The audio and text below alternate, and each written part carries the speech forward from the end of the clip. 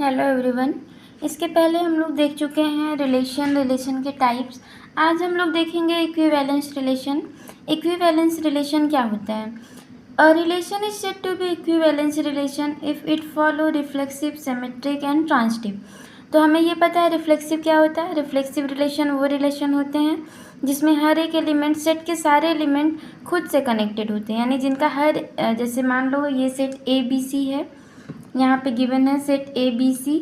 तो ये रिफ्लेक्सिव तब होगा जब A का A से रिलेशन हो, B का B से रिलेशन हो और C का C से रिलेशन हो।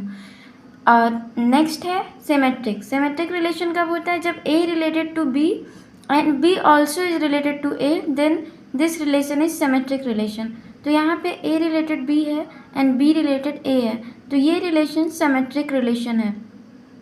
सपोज यहीं पे अगर B रिलेटेड C होता तो C रिलेटेड B भी होना चाहिए, तभी वो सिमेट्रिक होगा। Next transitive relation. Transitive relation कौन सा रिलेशन होता है? ऐसे रिलेशन अगर A related to B, B related to C, तो A रिलेटेड टू C जरूर उस रिलेशन में होना चाहिए, तभी वो रिलेशन ट्रांजिटिव रिलेशन होगा। इन तीनों का कॉम्बिनेशन जो होता है वो इक्विवेलेंस रिलेशन होता है। मतलब यहाँ से क्या हो जाएगा equivalence relation? AA, BB, CC, AB, BA and BC and AC। ये रिलेशन इक्विवेलेंस रिलेशन है, चेक कर लेते हैं। क्योंकि सेट 3 है, तीनों एक दूसरे से कनेक्टेड है, मतलब रिफ्लेक्सिव है। A रिलेटेड B है तो B रिलेटेड A है, और यहाँ पे B रिलेटेड C है। क्या C रिलेटेड B है इस रिलेशन में? नहीं।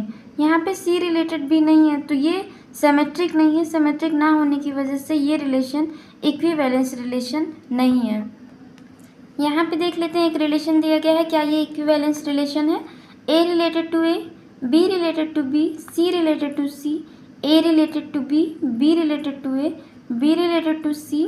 क्या C B से रिलेटेड? सेम वही एग्जाम्पल है, ये भी रिलेशन इक्विवेलेंस रिलेशन नहीं है। ये इक्विवेलेंस रिलेशन तब होगा जब यहाँ पे C related to B also exist करे, तो ही वो रिलेशन इक्विवेलेंस रिलेशन होगा। तो मतलब ये भी इक्विवेलेंस रिलेशन नहीं है। इक्विवेलेंस रिलेशन तब होगा जैसे कोई रिलेशन A B एक सेट है, A B, ये इक्विवेलेंस तब होगा जब A related to A, B related to B, A related to B and B related to A,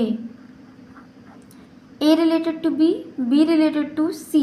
अगर ये C मान ले तो A रिलेटेड टू A इस रिलेशन में एग्जिस्ट करता है।